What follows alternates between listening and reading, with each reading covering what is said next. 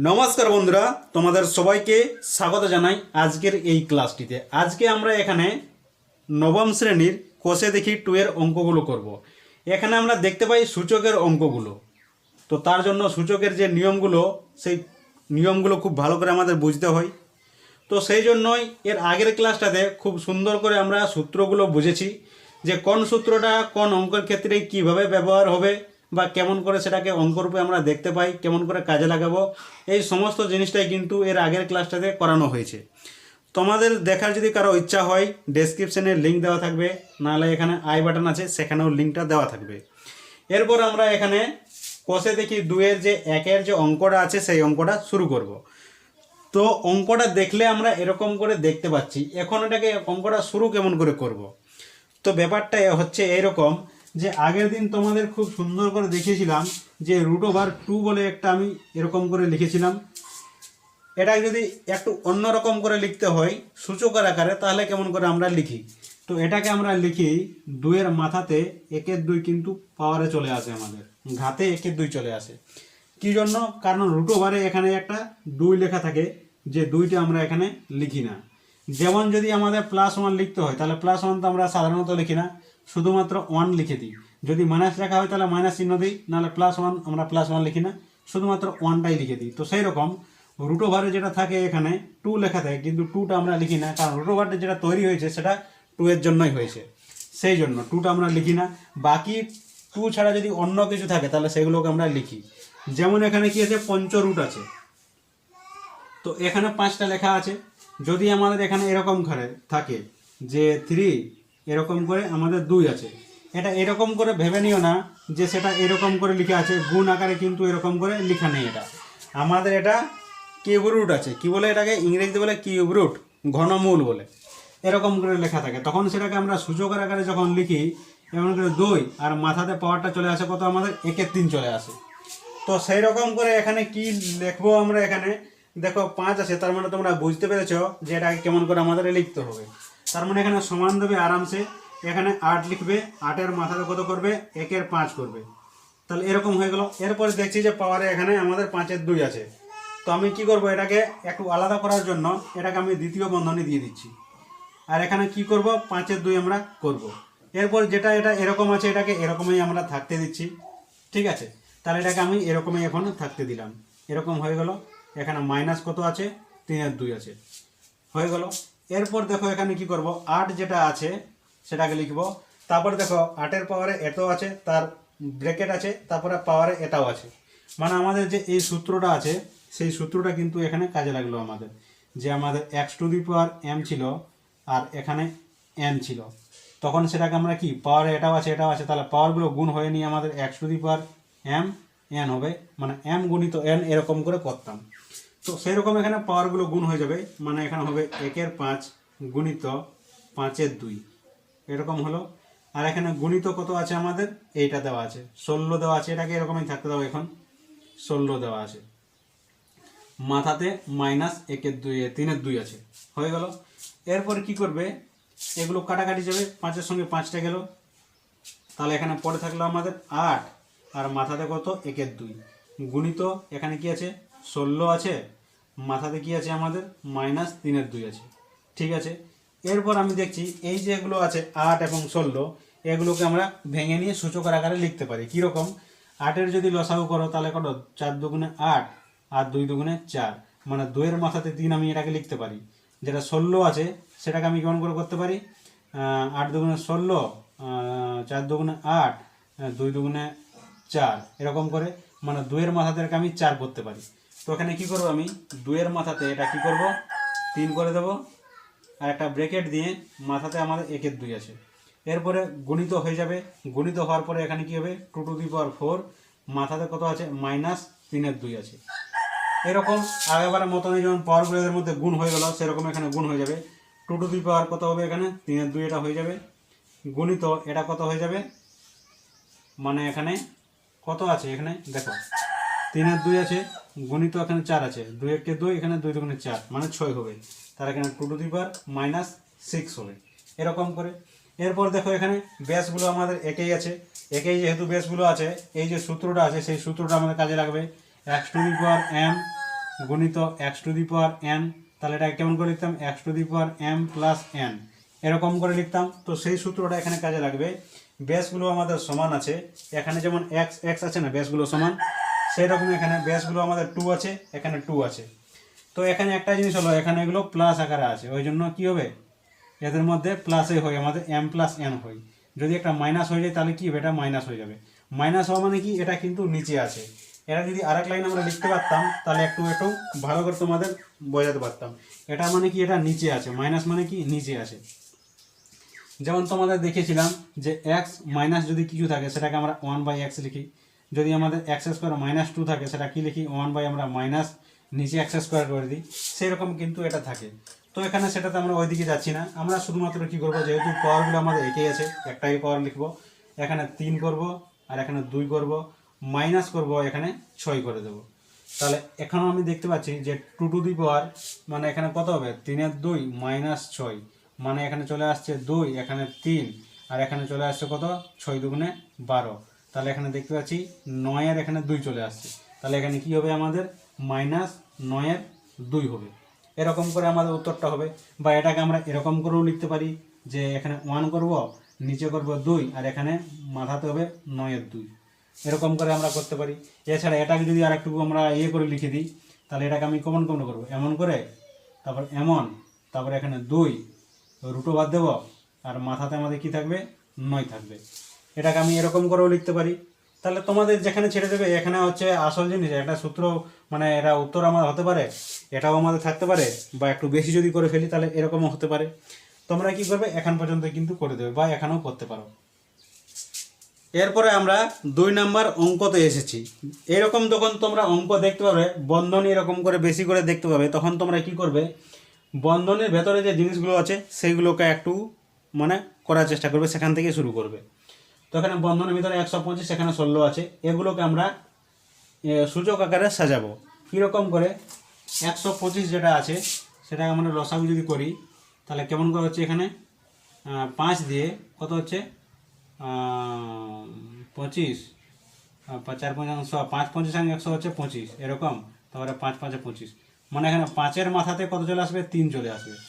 আর যেটা আমাদের 16 আছে সেটা তো আমরা জানি 2 টু দি পাওয়ার 4, আগের আমরা যে অঙ্ক আছে সেটাতেই করলাম। তাহলে এরকম হয়ে গেল জিনিসগুলো। এরপরে আমি এটা কেমন করব, যেমন আছে ওই রকমই করবে। দ্বিতীয় বন্ধনী আছে, এখানে কি করবে, 5-এর মাথাতে 3 করে দেবে, এই যেটা আছে 125 সেইটা। এরপর কি করবে, এখানে একটা বন্ধনী দেবে, বন্ধনী দেওয়ার পর -2টা লিখবে, দিয়ে এখানে গুণিত, দিয়ে এইটা যেটা আছে আমাদের 16 সেটা করবে 2 টু দি পাওয়ার 4, বন্ধনী দেবে, মাথাতে -3/2 আছে, 3/2 করবে, দিয়ে দ্বিতীয় বন্ধনী, আর বাইরে যেমন আছে ওই রকমই থাকবে, -1/6। এরপরে কি করবে, এই যে পাওয়ারটা আর এটাও পাওয়ার আছে, এই দুটো গুণ হয়ে যাবে, এখানে পাওয়ারে এটাও গুণ হয়ে যাবে। তাহলে এখানে যদি গুণ করি তাহলে সোজা সোজা আমি দেখতে পাচ্ছি 3 দুগুণে কত হবে, -6 হবে। তাহলে এখানে কত পারি, 5-এর মাথাতে -6 চলে আসবে, গুণিত, এখানে কি আছে, 2 আছে, তাহলে 2 লিখবে, আর এখানে কি আছে, 4 আছে, তাহলে 4টার সঙ্গে গুণ হয়ে যাবে। তার মানে যদি এখানে করি 3/2 গুণিত এখানে 4, 2 2, তাহলে কত চলে আসছে আমাদের, এখানে 2 চলে আসছে, তাহলে 3 দুগুণে 6, তাহলে এখানে কত চলে আসছে, -6 চলে আসছে। তাহলে এরকম হয়ে গেল বিষয়টা। এরপর কি করব, আমরা এটাকে একটা বন্ধনীর মধ্যে রাখবো, আর এখানে মাথাতে কত আছে, -1/6 আছে, ঠিক আছে। এখানে 6 6 আমাদের হয়ে গেল। এরপরে আমরা কি করব, নিচে সমান দেব। এরপর এখানে একটা সূত্র আছে, সূত্র বলতে কীরকম, যে আমাদের যদি x y থাকে, x এবং y, আর মাথাতে যদি আমাদের একটাই পাওয়ার থাকে, তখন এই যখন দুটো আলাদা আলাদা হয়ে যাবে, যখন ঘর থেকে এরা বেরোবে, তখন এর মাথাতে m চলে আসবে, গুণিত হওয়ার পরে কি চলে আসবে, এর মাথাতেও m চলে আসবে, মানে পাওয়ারগুলো এও পাবে এবং এও পাবে। তো সেই রকমই এখানে এটাকে একটা জিনিস মনে করো, এইটাকে আরেকটা জিনিস মনে করো, এটাকে x মনে করো, এটাকে y মনে করো, আর পাওয়ারগুলো কী হবে, এদের সঙ্গে এও পাবে এবং এও পাবে। তাহলে এটা কেমন করে দেখবো আমি, এটাকে 5 -6 আছে, বন্ধনী দেব, এর মাথাতে কত আছে, -1/6, গুণিত 2 টু দি পাওয়ার কত আছে, -6, বন্ধনী দেব, মাথাতে কত আছে, -1/6, এরকম করে হয়ে গেল। এরপর 5-এর যেটা 5 আছে, তার পাওয়ারে 6 আছে, আবার 1-এর 6 আছে। তাহলে এরপর এই দুটো গুণ হবে, মাইনাসে আর মাইনাসে গুণ করলে প্লাস হয়ে যায়, মাইনাসে মাইনাসে গুণ করলে প্লাস হয়ে যায়।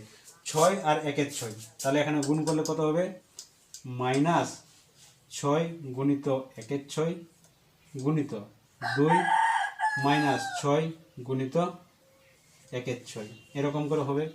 মানে মাইনাসটা হবে না, মাইনাস মাইনাস এখানে কি হয়ে যাবে, প্লাস হয়ে যাবে, এরকম করে। তাহলে এখানে কি থাকলো, এখানে 5 আর মাথাতে কত, এটা কেটে যাবে, মানে মাথাতে 1 আসবে, 1টা লেখা দরকার নাই। এবারে গুণিত এখানে 2 আছে, এটা তো মাথাতে কত আসবে, 1 আসবে। তাহলে আসলে কত বেরোলো, এটা 5 দুগুণে 10 বেরোলো। এটাই আমাদের কি হবে, এখানে উত্তর হবে। এরপরে আমরা দেখতে পাচ্ছি 3 নম্বরের অঙ্কটা আমাদের এইরকম করে দেওয়া আছে। এটা কেমন করে শুরু করব, এখানে এই যেখানে 4 আছে আর এখানে 9 আছে, এটাকে প্রথমে আমরা ভাঙার চেষ্টা করব। ভাঙার বলতে প্রথমে এটাকে একটু ভালো করে লেখার চেষ্টা করবো। এখানে ভাজিত দেওয়া আছে, ভাজিতকে আমরা নিচে করতে পারি। যেমন এখানে আমাদের কত থাকে, 3 ভাজিত এখানে 4, এটাকে আমরা 3/4 করতে পারি। তো সেই রকমই এটাকেও আমরা করব। কীরকম করে করব, এখানে কত আছে, উপর লিখবো এগুলোকে, 4 মাথাতে আছে 1-এর 3 গুণিত 2 মাথাতে 1-এর 3 গুণিত 3 মাথাতে 1-এর 2, এরকম হয়ে গেল। এই যেটা আছে ভাজিত, সেটাকে আমরা নিচে লিখব। নিচে লেখার পরে কি হবে, সেটা ভাজিত আকারে চলে আসবে আমাদের এরকম করে, 1-এর 4 এরকম করে চলে আসবে, এরকম করে আসবে। তো তাহলে এরকম করে আমরা লিখবো। এরপর এটা কি করবো, একটু সাজাবার চেষ্টা করব। কীরকম করে, যেমন এখানে 2 আছে, 2টাকে 4 আছে, 4টাকে আমরা 2-এর মাথাতে 2 করতে পারি, এরকম করে। আর মাথাতে আমার আগেরই কত আছে, 1/3 আছে, তো সেটাকে আমরা গুণিত 1/3 করে দেব। এখানে কি আছে আমাদের, 2-এর মাথাতে যেমন আছে এগুলোকে ওই রকমই এখন থাকতে দাও, এরকম করে। নিচে যেটা আছে আমাদের কত হবে, এটা 3-এর স্কোয়ার হবে। আর এখানে কত আছে, আগের থেকে আমাদের 4 রাখা আছে, 1-এর 4। তাহলে এটা এরকম করে হয়ে গেল।